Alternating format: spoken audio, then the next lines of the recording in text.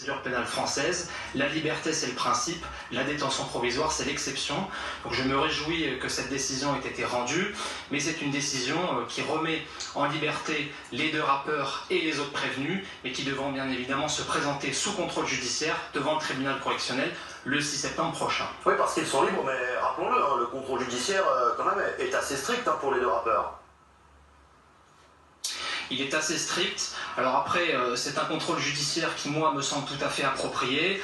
On leur a interdit de voyager à l'étranger, ils ont remis leur passeport. On leur a interdit de se fréquenter. Je pense qu'il n'y aura pas de difficulté, bien évidemment. On a imposé à Booba et Karis, qui étaient, entre guillemets, les prévenus les plus riches, le fait de verser une caution de 30 000 €. Je crois que c'est de nature à assurer leur représentation en justice le 6 septembre prochain. Comment justement est déterminé le montant de cette caution ?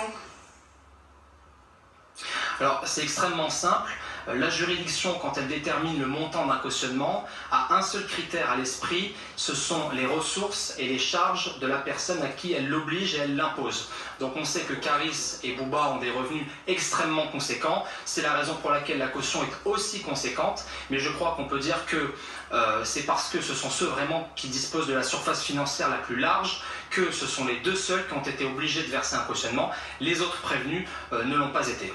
Nicolas Paganelli, merci d'avoir été avec nous pour évoquer cette affaire Booba Karis, dont on attend d'ici peu la sortie de prison. Restez avec